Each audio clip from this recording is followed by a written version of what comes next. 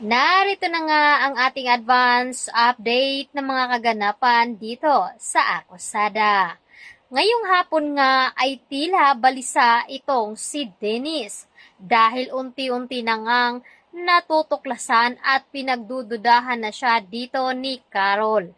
Kaya naman itong si Rooney ay sakto naman na kinausap niya itong si Carol at sinabihan nga dito ni Rooney itong si Carol na dapat itong mag-ingat dahil sa mga ikinikilos dito ni Dennis dahil hindi pa nga daw niya nito lubos na kilala. Kaya labis naman ang pagtataka dito ni Carol kung bakit gano'n na lamang ang mga sinasabi ni Rooney sa kanya matapos nga nitong makulong at mapagbintangan na siya nga ang pumaslang dito kay Joy. Samantalang dito na nga hindi nakatiis itong si Dennis at kinagulat naman ng lahat kasama sina Amber, Tristan at Carol nang itinulak nga itong si Rooney ni Dennis at muntik na nga niya itong masakal. At dito na nga unti-unti nang bumubuo sa isipan dito ni Carol na tama ba ang mga sinasabi sa kanya dito ni Rooney. Samantalang wala pa rin silang kamalay-malay kung sino nga ang nagtatago dito kay Wilfred. Pati na rin ang mga pulis ay walang nakuhang ebidensya na magtuturo kung saan nga ba itong si Wilfred. Dahil ang nakakaalam ay ang dating investigasyon na noon ay nag-imbestiga ito sa kaso dito ni Joy. At sakto naman na siya nga ang nakakita at ngayon ay nasa kanyang mga kamay itong si Wilfred.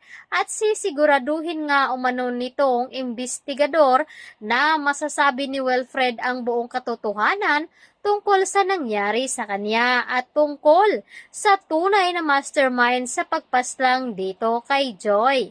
Samantalang ito na nga ay may pinaplano itong si Dennis at bago pa man siya nito maunahan ay agad naman kinausap muli ni Dennis ang kanyang attorney na si Harrison na dapat nga daw nilang makuha na itong si Carol hanggang sa pumunta nga itong si Dennis sa bahay nila at dito na nga ay makikita ni Carol na meron ngang hidden cam na nilalagay doon sa kanilang kwarto.